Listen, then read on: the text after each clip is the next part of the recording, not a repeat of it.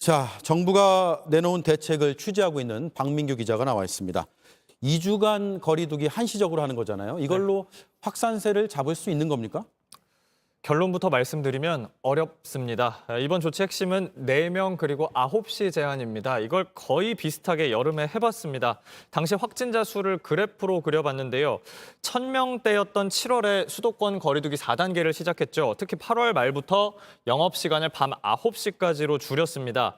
그런데 환자 수는 그 뒤로도 오락가락만 하고 별로 줄지 않았습니다. 게다가 지금은 그때보다 시민들이 더 지쳐 있습니다. 예.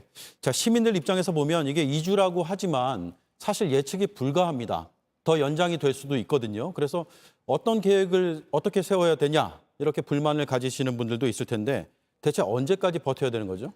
예, 일단 줄이는 게 안 되면 이 확진자 수 유지라도 해야 할 텐데요. 내년까지 봐야 합니다. 정은경 질병관리청장이 사실상 예고했습니다.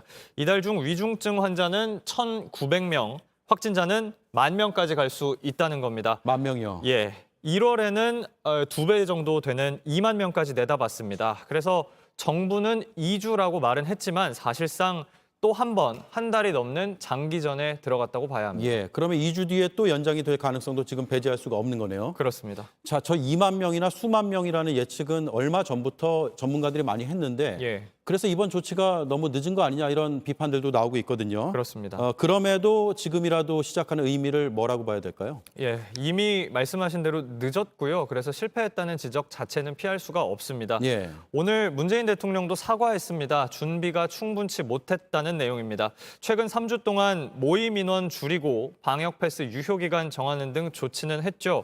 문제는 여러 차례 나눠서 조금씩 했다는 겁니다. 이걸로 진정이 안 됐습니다. 그래서 결국 강도 높은 거리두기에 들어가는 결정을 한 겁니다. 예. 이게 거리두기뿐만 아니라 다른 것들도 다 함께 해야 되는데 지금이라도 당장 해야 될 게 뭐가 있을까요? 예, 2주 거리두기는 근본 대책이라고 볼 수는 없습니다. 무엇보다 병상 부족 문제 풀어야 합니다. 지금은 병상을 파악하고 배정하는 체계도 제대로 안 돼 있습니다. 카카오톡 대화방 목록을 하나 가져왔는데요. 병상을 배정하는 의료진이 보내온 겁니다. 아직도 이 카카오톡으로 이렇게 수십 개 병원에 일일이 병상이 있는지 물어보면서 일하고 있다고 합니다. 예. 이런 체계부터 지금이라도 하나씩 점검해서 장기전에 대비해야 합니다. 네, 시스템이 많이 미비한 것 같습니다. 박민규 기자였습니다.